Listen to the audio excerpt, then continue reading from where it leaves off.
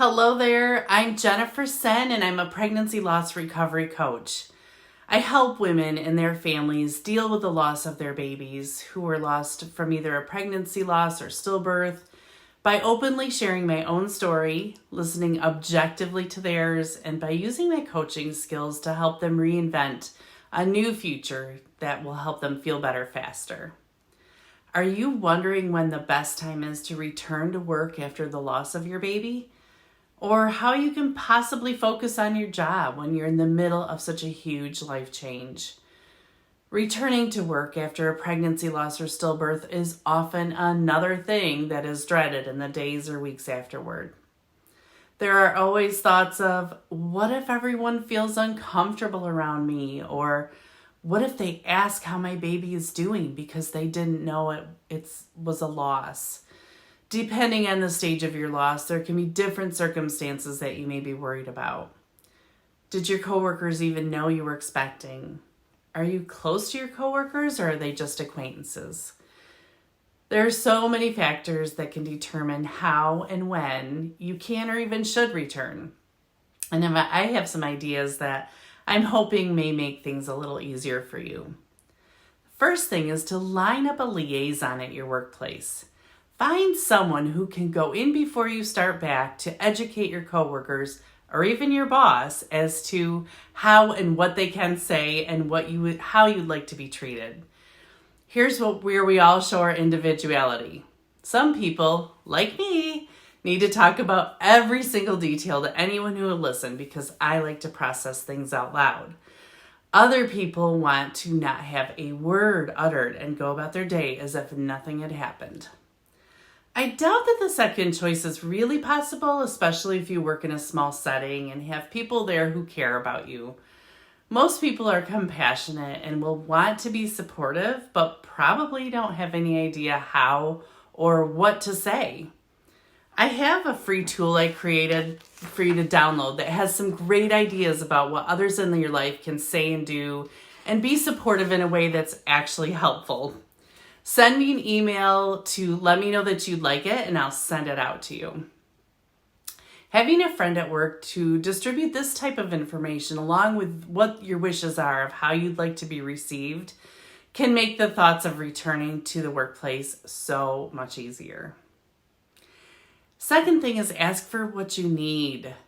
Ask for a couple extra breaks in the day. Ask for permission to go to a quiet space for a moment or two if you need to gather your thoughts. Ask for grace if you seem unfocused or unable to make decisions. Ask for a lighter schedule to ease back into your normal schedule.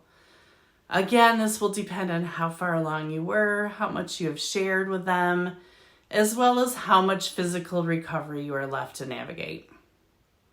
The good news is that many companies are recognizing the impact pregnancy loss has on their workplace productivity and are offering more time off for leave.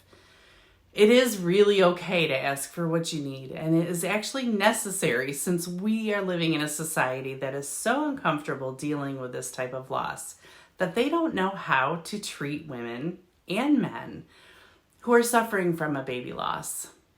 We never know what or when something will trigger us. It could be something small like a certain word or a photo or something big like a coworker's pregnancy announcement. I was a hairstylist at the time I suffered the loss of my twin girls.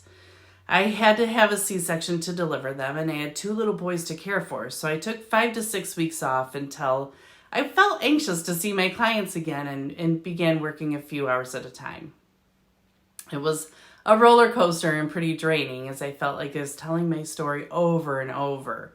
Remember how I like to process things out loud? Well, most of the time it was great to connect with the people who cared for me. It was also hard when they said things that triggered me in their well-meaning way.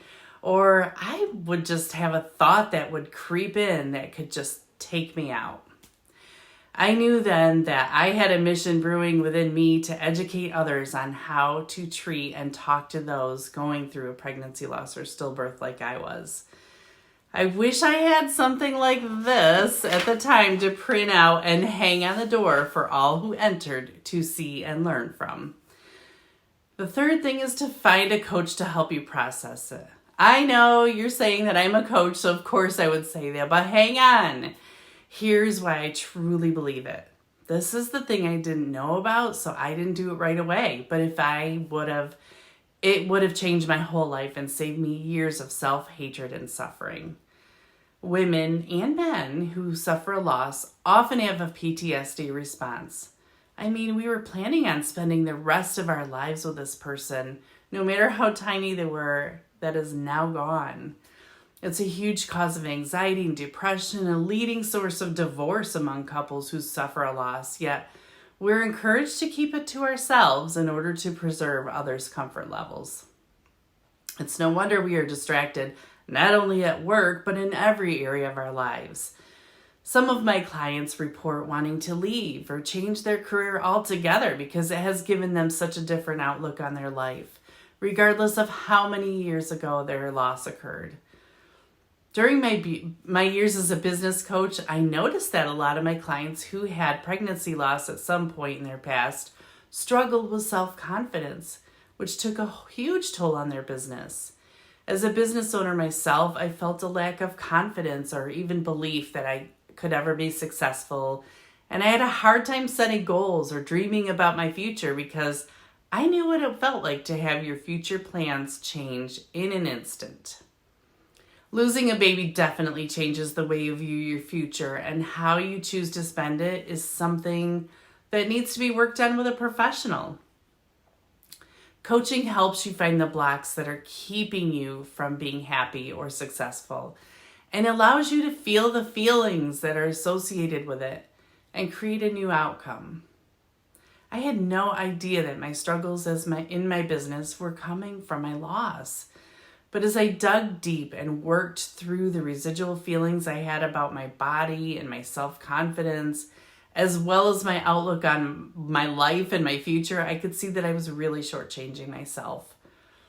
I was telling myself things like, my life is over, and all I had to look forward to now was my own death. Yeah, I really said that.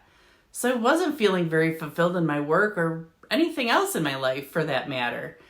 I had coaches who challenged me to step out of my box and look at a different future, dare to dream again, and who held me accountable to the small changes that added up to create a whole new future and live a life that's totally different.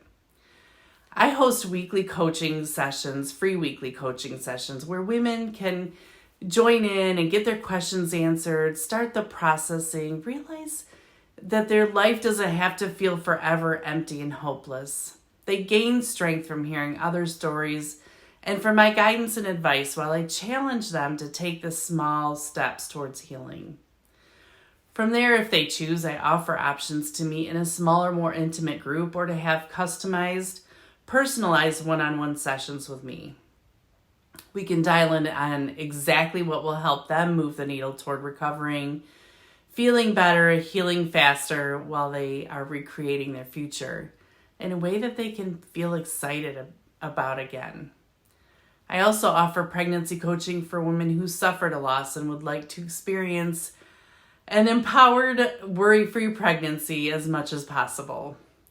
Download my book, The 10 Questions You Ask Yourself When You Lose Your Baby.